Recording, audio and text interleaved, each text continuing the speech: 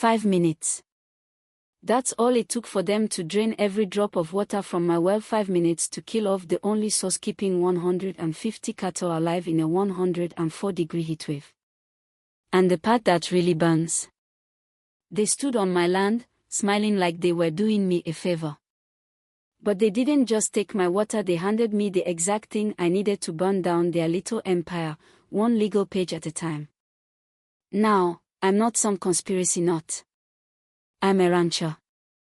Northern California, 400 acres of dry land, black Angus cattle, and one deep-running well drilled back in '43 by my grandfather himself. This place. It's not just dirt and livestock, it's the only thing I've ever known that felt real.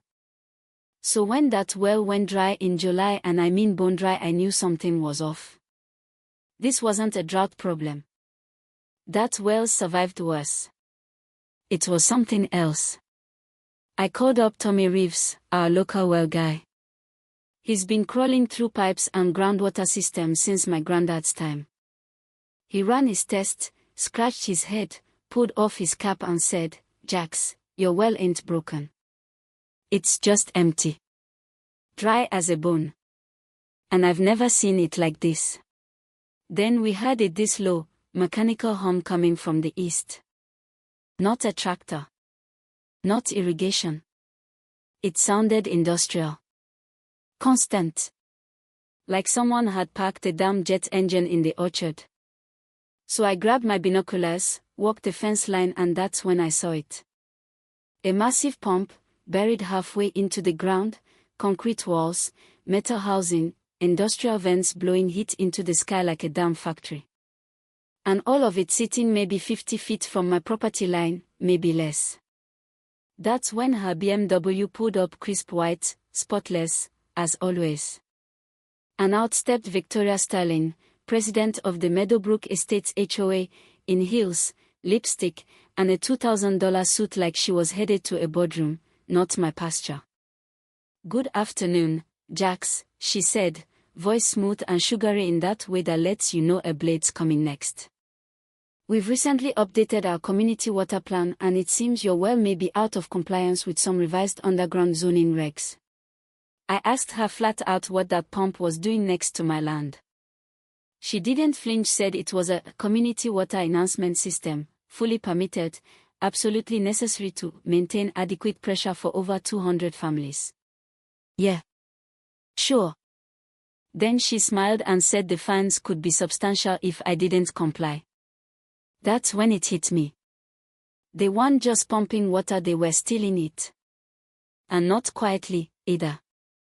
They'd buried a commercial-grade extraction unit right next to my well, and they were draining the aquifer dry while blaming me for non-compliance. Now here's the part she didn't know. Before I took over the ranch, I spent 8 years as a hydraulic engineer. I know groundwater, I know flow rates, and I damn well know how to document a theft. So I nodded politely, thanked her for her concern, and the moment her SUV disappeared in a cloud of smoke, I went down to the basement and started digging through decades of paperwork my grandfather left behind. By sunrise, I'd found it, the 1987 water rights contract. Ironclad.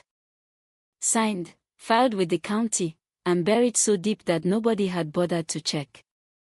It gave Whitmore Ranch, my ranch, exclusive underground water distribution rights for the entire area, including the land Meadowbrook now sat on. That meant one thing: not only were they stealing, they were doing it illegally. But it gets better. I took the docs to Al Hodgkins, my neighbor and a retired county planner. He took one look and said, "Jax, I signed off on this myself back in the day. That contract is legit," and they knew it.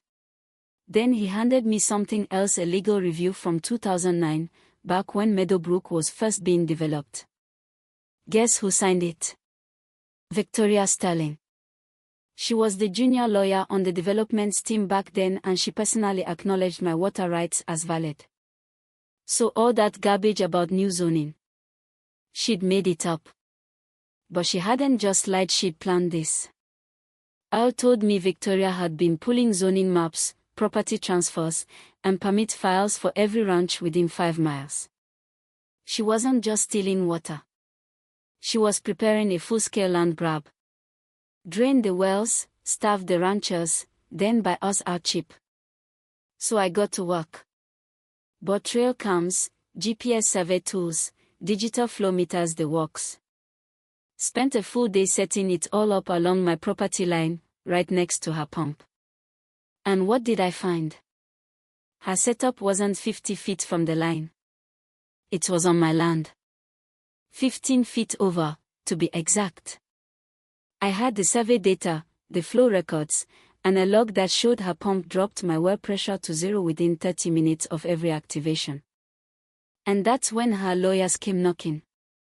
A guy named Marcus Peton, shiny suit, sleek voice, called me to discuss compliance. Said we should meet amicably. So I invited them to the ranch, gave them a tour, and then hit them with everything. GPS data. Flow charts. The 1987 contract. The 2009 legal memo with Victoria's signature. You could hear a pin drop. One of our board members turned ghost white. The inspector suddenly needed to verify documentation. Marcus Peton started sweating through his shirt. And Victoria. She stood there frozen, clutching her iPad like it could protect her from federal indictment. That's when I looked her dead in the eye and said, "The only thing I'm out of compliance with is your ego." 3 days later, a blogger named Maya Chun picked up the story. Her article, "The Water Wars: How One HOA Hijacked a Rancher's Well," went viral. Within hours, regional news stations were calling. Victoria tried to flip the script, accused me of contaminating the aquifer with cattle runoff. Claimed I was endangering families. She even faked an EPA report. Thing is, I already had clean water tests from my organic certification. Nice try, though. Then came the rock through my truck window. A note taped to it read, "Poison farmer. Go back where you came from." Suddenly, I was the villain. Social media flooded with fake posts, photos of my cattle taken from bad angles, stories about how I was killing kids. The HOA had launched a full-on smear campaign. And just when I thought things couldn't get worse, Tommy called. "Jax," he said, "I need to show you something." Not over the phone. We met out by an old county road.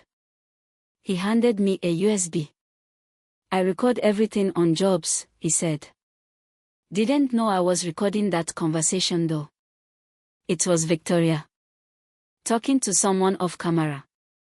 "Drain his well dry," she said, "then we offer 30 cents on the dollar." She laughed. Said the EPA report was creative documentation and they had to control the narrative. I stared at the screen in disbelief. That wasn't negligence. That was conspiracy. We sent everything, the contract, the footage, the faked reports, to a water rights attorney named Jennifer Walsh. Former prosecutor. Absolute bulldog. Within 48 hours, the feds were involved. Victoria's empire started to crumble. Turned out she'd been running a coordinated operation across 3 counties, bribing officials, forging permits, flipping properties for profit. Over $15 million in stolen land. The final scene. Thursday morning. She rode up to my ranch again, this time with lawyers, county officials, and a news crew. Tried to serve me a cease and desist order. Claimed I was breaking the law. I looked right into the live camera and said, "Before you do that, let's play something." Then I hit play on Tommy's recording. Her voice, clear as a bell, filled the air. "Drain that well. Make him desperate." You could see her world collapse in real time. Her lawyer started backing away. The county inspector muttered something about plausible deniability. Victoria. She stood there silent, face pale, watching 5,000 people on the live stream realize exactly who she was. Then I pulled up the water rights approval I'd just gotten from the state granting me full control over the aquifer. Tapped a button. Her industrial pump shut off mid-sentence. Silence. That was the day I won. Not with fist. Not with fire. With paper, proof, and patience. 6 months later, Victoria's in prison. Her empire's gone. Her BMW's gone. That pump. Dismantled. My well. Still running. And me. I started a water education center for small farmers. Because this stuff, it matters. But you tell me, what would you have done? When someone tries to take everything, your land, your water, your name, how far is too far to fight back? Drop your thoughts in the comments. Because this isn't just my story, it could be yours next.